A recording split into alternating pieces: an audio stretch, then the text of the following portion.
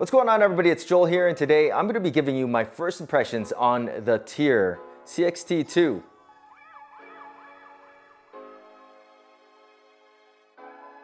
So the CXT-2s just came out last Thursday. It is now Tuesday, and my pair showed up yesterday.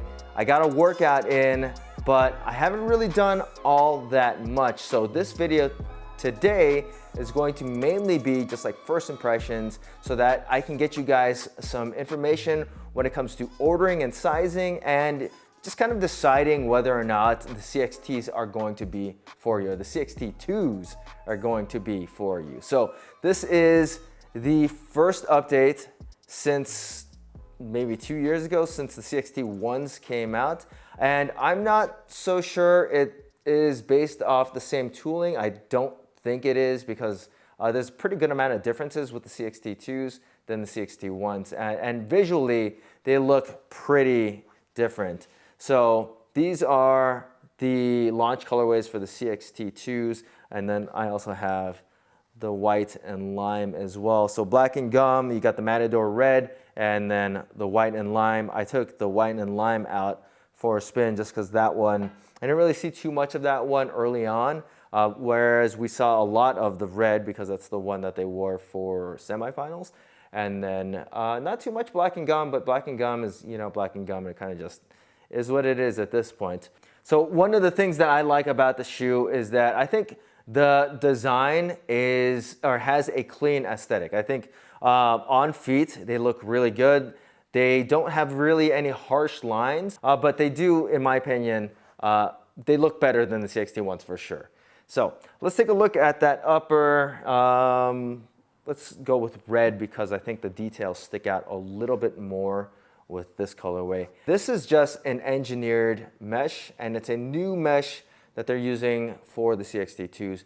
It's light and airy, and it's super comfortable. It actually reminds me a lot of how the Nano 8 felt, in that there was a cushioned liner inside of the shoe. So it was comfortable on top of your feet, as well as being able to move well. Now, one thing that I will say with this upper is that it's not that breathable. It's not bad. My feet don't overheat, but it does feel a little bit cozy inside the shoe.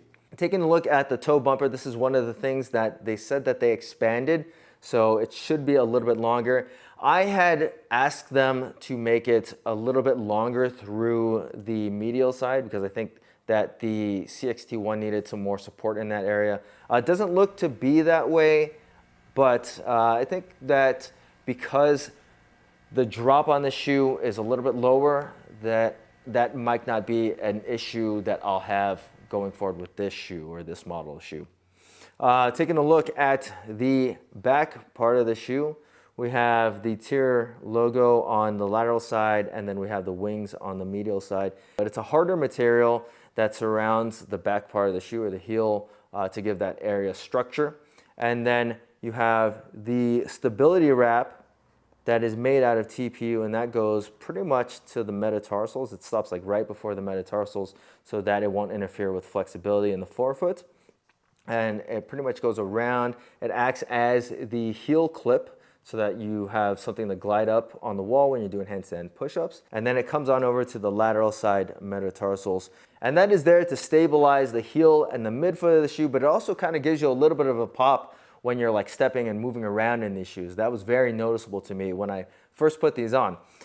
Taking a look at the outsole of the shoe, we have the TYR Tack rubber outsole throughout the full sole of the shoe.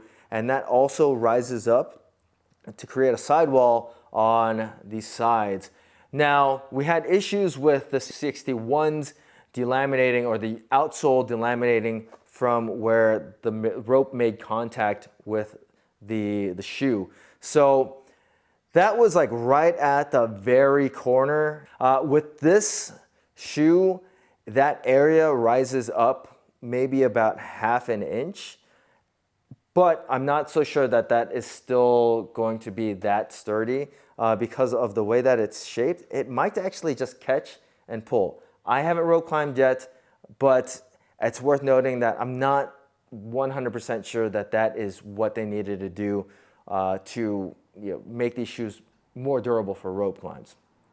Taking a look at the forefoot of the shoe, we have exposed foam. That is the Surge NRG foam, and that is the midsole that they're using in the CXT-2s. It's a high density compression molded EVA foam, and I think there's a little bit more of it in the CXT-2s in comparison to the CXT-1s. It doesn't feel like it's a ton softer. It's maybe a little bit softer, but it's still a more direct feeling shoe. It's got a more dense feel to it. It never ever feels mushy at all, but it's still pretty comfortable, and I think it's going to be able to absorb impact pretty well. The drop on this shoe is now a 7mm drop as opposed to a 9mm drop with the CXT-1s. And with the CXT-1s, it wasn't immediately noticeable when I first had them on, but the more and more that I used them, I started noticing, and I didn't like the fact that the heel felt really high at the very back part of the shoe and then just kind of disappeared into nothing. With the CXT-2s, it feels like the drop kind of stays pretty even through the midfoot of the shoe and then gradually starts to lower as you get to the forefoot of the shoe. So it feels, I want to say, more supportive through the midfoot. The 7mm drop on this actually feels pretty good. Now, one thing that I don't think people are talking about enough is the ankle cushioning and the heel cushioning and the tongue cushioning. So it's very plush around the ankle collar. If you couldn't tell just by me holding it up, there's a ton of foam that lines the ankle collar, and it gives the shoe a really nice and cushy fit in that area. It's a high density foam that they're using. There's no heel slip. My heel actually fits really securely in place back there, and it's just something that if you know like early 2000s skate shoes, then you'll immediately like know what I'm talking about, because that's what it feels like. It's really cushy in that area. The tongue is really padded in this shoe, and some people will like it, and I very much expect some people to not like it. It might feel a little bulky, and I can understand that. To me, it feels pretty comfortable. I actually really like it. It's kind of like a throwback to like DVS's and Etnies of the time that I wore in high school. One thing that I have not taken a look at yet is the insole, and I think that's because it just kind of feels the same as the last model. Yeah, and it looks pretty much identical to me, which is not a bad thing because the insole was pretty good. So it is a anatomically shaped removable insole. It's probably about, I want to say, 2.5mm thick or so. And it's got a nice lining that's decently grippy. And yeah, I really don't have anything to complain about with it. It breathes decently well. So if you wanted to get rid of it, obviously you could get rid of it, but I'll leave that to the people that need custom orthotics with their shoes. The lacing system is a little bit different with this model. It doesn't have the traditional eye stays like last year. We actually kind of have like this strapped design. So that is another kind of like throwback to those old skate shoes, which is pretty cool. I feel like only a few people are going to know what I'm talking about. But I think that it does a good job of customizing the fit with the shoe. There's no runner's lock, or there's no eyelet to do a runner's lock with this. But I don't think that anyone's going to run into issues with heel slip here. It does have a gusseted tongue, so you don't have to worry about the tongue moving around. And it stays in place pretty well because it's just generally like super padded.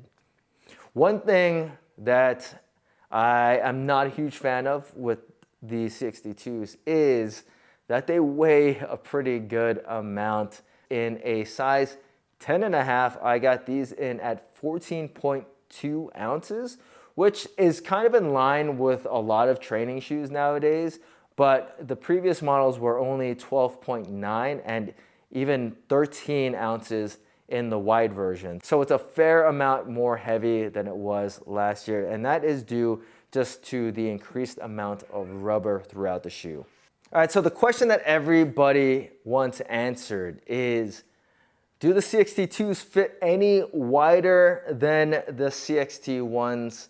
And I hate to be the bearer of bad news, but I don't really feel that much of a difference between the 1s and the 2s. They say that they increased the toe box by 4 millimeters, and I am not really feeling it that much. Maybe a little bit towards like the toe.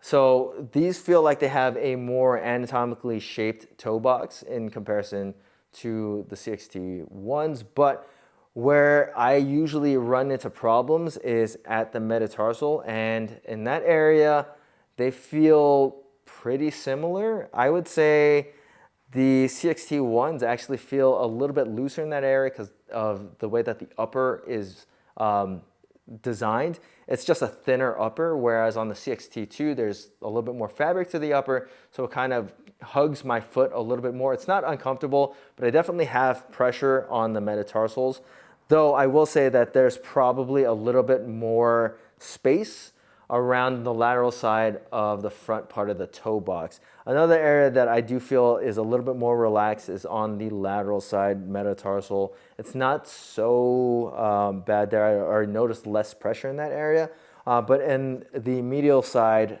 metatarsal area, there's definitely some pressure, and that goes for both my left and my right foot. My right foot has a larger bunion, but for me, it's not uncomfortable, and it's not really a big deal to me. It doesn't feel like my toes are getting squished at all. And I think a lot of people are gonna be okay with the fact that they just kind of opened up the front part of the toe box. But if you have like bunions or like a wide metatarsal area, you might still run into issues. Another thing that has changed with the 61s to the 62s is the fact that they are a shorter shoe in comparison. So I could actually get into a size 10 with my CXT-1s, but I sized up to a size 10.5 to get a little bit more toe box volume and space around the metatarsals.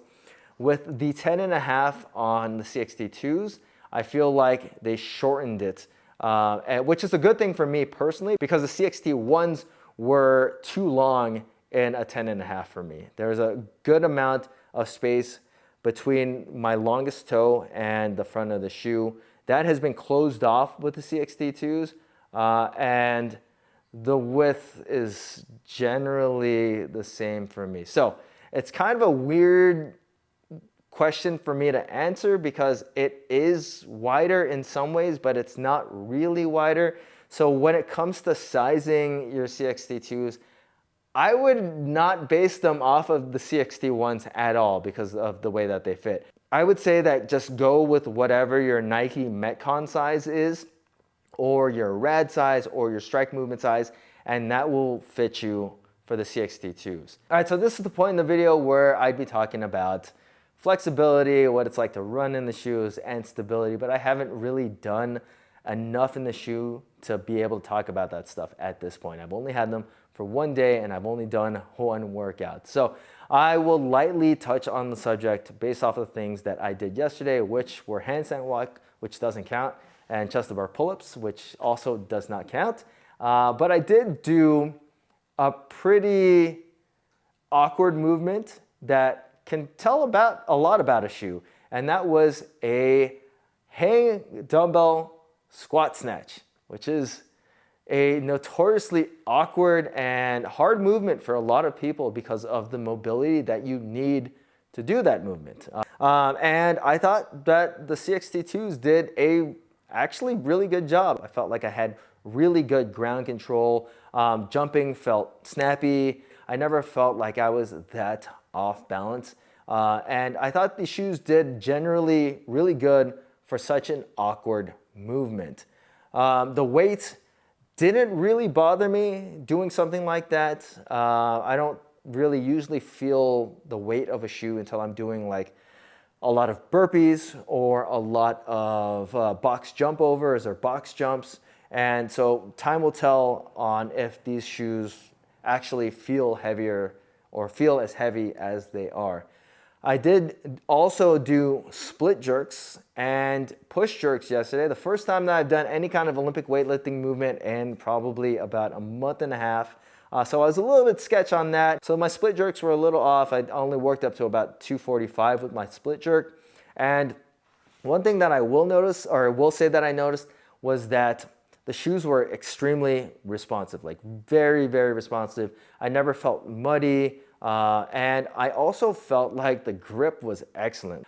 When I was doing my push jerks, I noticed that I was able to land in a nice solid position, getting under the bar, which is generally an issue that I have with training shoes or just training in general. Like I just don't want to get under the bar, but jumping and getting under the bar in a solid position, bending my knees. I want to say that the 7mm drop helped me bend my knees to get under the bar, but everything just felt really snappy and really responsive when I was doing my lifts in the CXT-2s yesterday.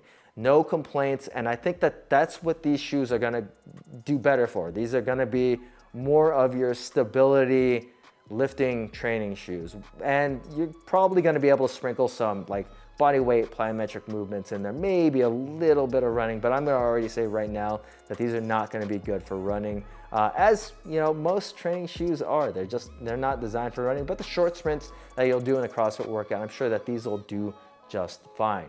So knowing that, this is something that I would love to wear for a competition day where I'm only doing like 3 workouts and it's probably going to be inside of a CrossFit gym, versus something that I'm going to want to wear on the day-to-day basis, day-to-day training, when I'm maybe not going super duper heavy all the time, sub-maximal loads, and having more cardio pieces to deal with. But I think any way you cut it, they're still gonna be excellent training shoes. I need to get a lot more workouts in these shoes to really make a decision on how I feel about it. But those are just my first impressions about the CXT-2s. And if you guys have any questions for me to answer regarding the CXT-2s going forward, feel free to leave them in the comment section. I'll try to get them in my full review when it comes out. Hopefully that's out in like a week or 2. We'll see how long it takes. Just kind of really depends on how my training goes. So as always, thanks for watching, guys. Make sure that you hit that like and subscribe button. It really helps me out, and I will catch you in the next video.